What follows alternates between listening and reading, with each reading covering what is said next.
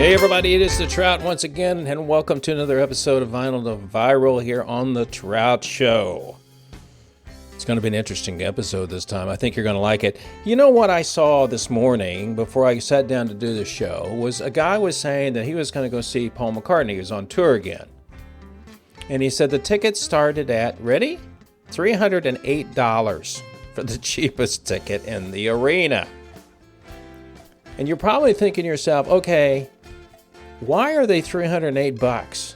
Yeah, it's Paul McCartney, but come on. Well, the reason why the tickets start at $308, I'm going to explain to you, but also I'm going to talk about something that everybody's talking about, and I think it's going to have a huge impact on the music industry, is AI, artificial intelligence. And where is it going from here? Well, to know, you need to stick around, because you know why? Because this is the Trout Show.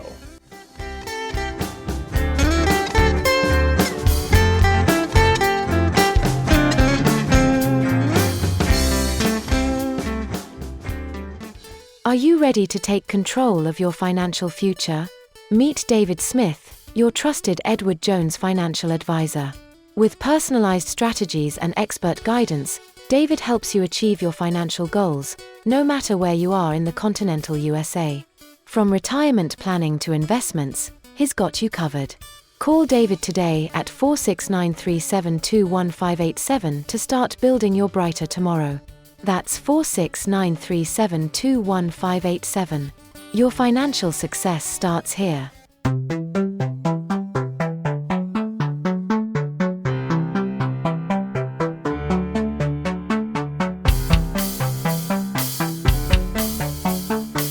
Well, hello there again. Thanks for sticking around and listening to this episode. We're going to talk about a couple of major things that I think are very important if you're a music lover or a person that loves to go to concerts. So I'm going to broach the first one, which was the comment made on social media about McCartney's going on tour and the seats start at $308. Now, you might be going, okay, well, it's Paul McCartney, he's 80-some years old, you know, is he worth it, $308? Well, that's a decision you'll have to make. But let me tell you the real reason concerts are so expensive. There are people that control the music industry, and they're called record labels. Even though there's not any records anymore, they still have people that control it. So you have the record labels and you have streaming. Streaming is where you can listen to your favorite song anywhere, anytime, without actually paying for it. Well, last year, the labels made in 2024 $25 billion. That's billion with a B. But the average artist earns, are you ready? The average artist, and there's like 100,000 songs that are uploaded every single day on streaming. It's unbelievable how many people are doing this. But the average artist makes between $100 and $200 a year on Spotify. So you're asking yourself too, why would you become an artist? Well, people love making music. But as an artist myself, and I have things on Spotify, I'm a music producer, the average, this is what people get paid, and I've had this discussion with many people. So years ago when there was records being made, if you sold 1 million records, you got a platinum award for it, you'd probably get $300,000 or $400,000 if you're a top-tier artist. Now, if you sell or people listen to 1 million streams, you get maybe $3,000. That's a huge cut in pay, because people like Spotify pay 0.3 to 0.5 of a penny per stream. That means 1 million streams would net $3,000 to $5,000. That's a long ways away from making $300,000. Now, my point about this is artists, especially independent artists, have to tour to make money. And I've interviewed dozens and dozens of artists. Some of them are very well known, some are independent, but they know two things that they have to do. They have to tour to make money, and they have to sell merchandise. That's why when you go to a big concert, the t-shirts are $50, $60, $70. They're making up for the difference in what they're not getting in royalties anymore. And a survey made by Bandzoogle back in 2023 said 60% of the indie artists rely on touring for over half their income, as streaming and merch alone can't sustain them. They just can't do everything. And if you don't think about this, you probably don't when you're going to a concert. Touring's expensive. You got travel, you got crew, you got venues, you got risks, you got insurance. One of the things that I think is going to change people's thoughts about this is artificial intelligence.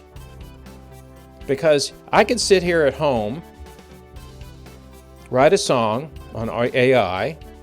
I have nothing to do with it. I might say, make me a song that's like pop, like Taylor Swift, or like some other artist, or a rap song, and all of a sudden a computer generates it out, and I say, make it something similar to what's going popular now. It spits it out. I put it up on whatever social media platform that people listen to, and I can do everything on my computer sitting here. I don't have to go rent a studio. I don't have to have a producer.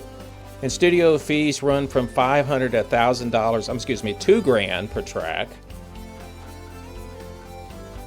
And you wonder why people want to go to AI. I have a theory that AI will become more prevalent when they figure out how to make it sound like somebody's sitting there doing it themselves. Now, I'm not happy about it because I'll tell you right up front, every bit of music you hear on my station, unless I give credit to the individual, like the music here and right now in the background, I did it all. I wrote it all, I produced it, I did all the instruments on it. I don't use any AI. But I can see what's going to happen. And the labels are concerned about it because the fact is, and this just came up recently, if you listen to Rick Beato, who's got like 5 million people to follow him on YouTube, talking about a fake band that had something like 1 million streams on one of the social media things, Spotify. It was completely fake. The band was fake. And they're worried, like, oh my goodness, is this going to put artists out of production? No, I don't think that's going to happen. But I do think, because of the inequities of how people get paid because of streaming, the financial stranglehold of low payouts and label dominance, I believe, will push artists toward AI. There are tools out there now, one of them is called SoundDraw and the other one is called Vocaloid, that will let you create, mix, and master tracks for under $50 a month. I don't have to talk to people at the label. I don't have to talk to people about producing it. I just sit down at my computer and go, here it is. But while AI helps artists survive, it worsens the streaming glut. As I said earlier, there's 100,000 tracks uploaded daily to Spotify. That's 2024 data.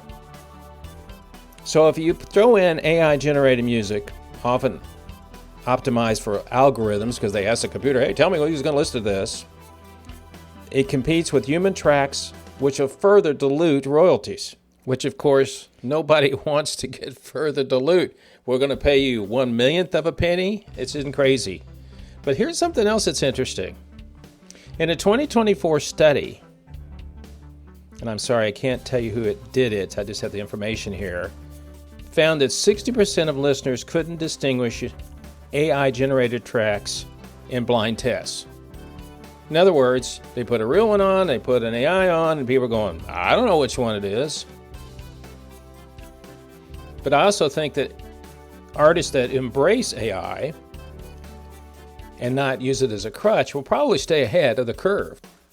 But don't think record labels are sitting back and going, AI, do we need to get into this? Because it's a complex issue, because they want new artists and the new music, but they also got to make sure people like the older music too. It's a complex thing that they have to work through.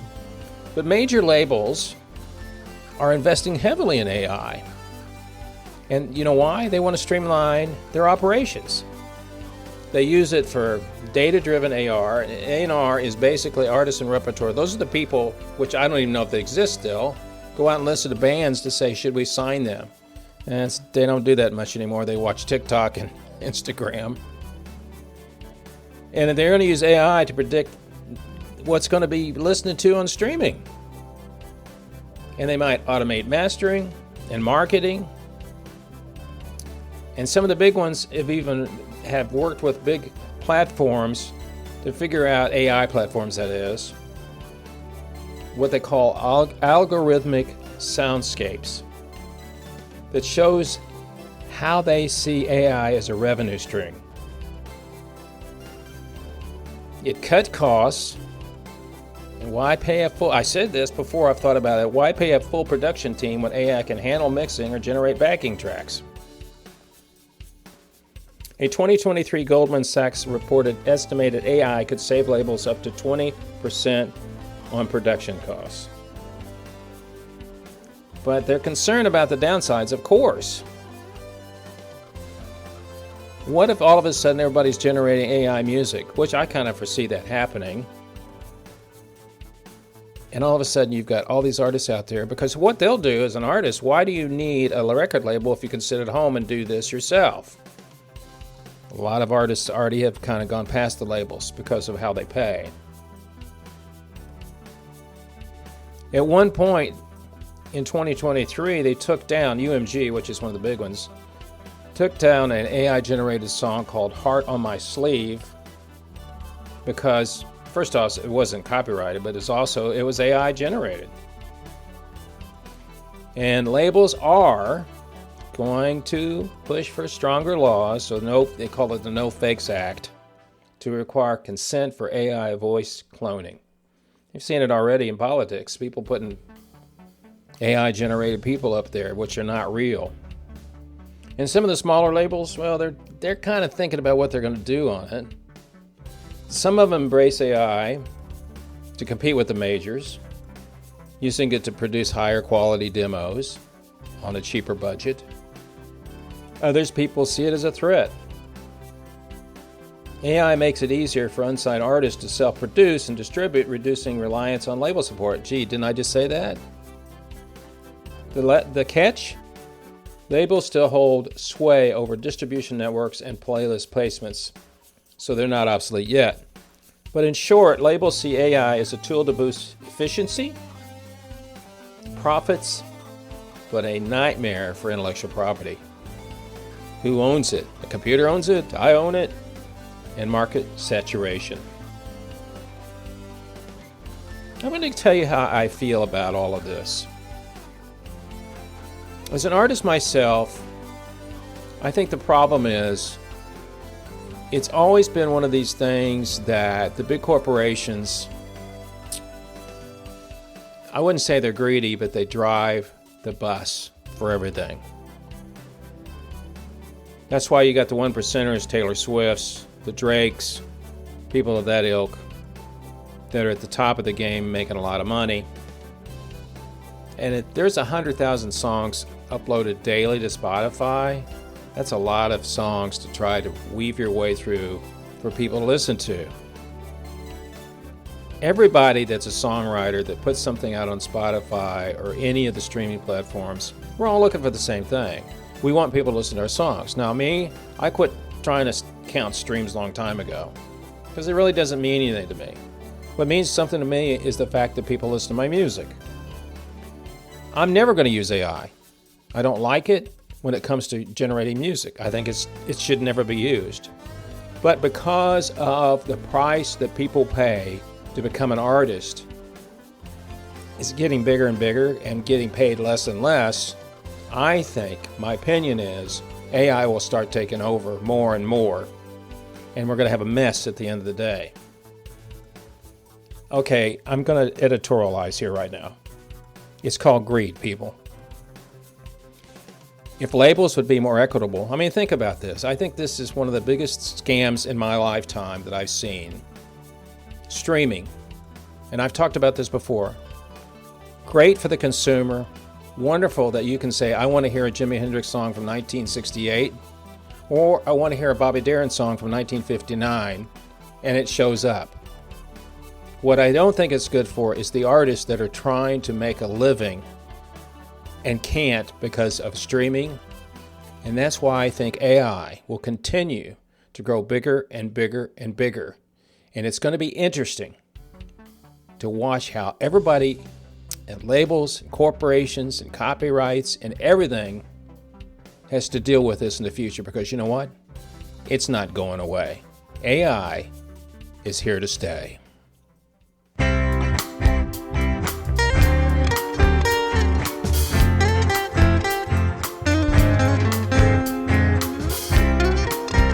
Well, that's it for this episode of Vinyl to Viral here on the Trout Show. Hope you enjoyed it.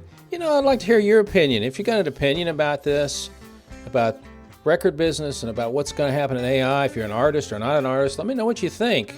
You can send your comments to me personally, at rick@thetroutshow.com, rick@thetroutshow.com, and we may talk about them. I'd love to hear people come in and tell me what they think about this and what's going to happen.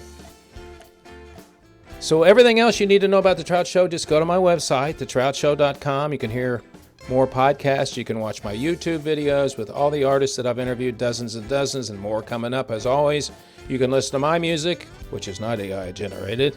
I had to say it. And anything else you need to know right there on our website. Oh, and I have a newsletter. I've started doing that too. Oh, and if you want to follow me on Instagram, it's called Texas Rocker. That's me. So until next time, people, remember two things. One, David Smith for continuing to support our show. And number two, remember, it's only rock and roll, but I love it. See ya.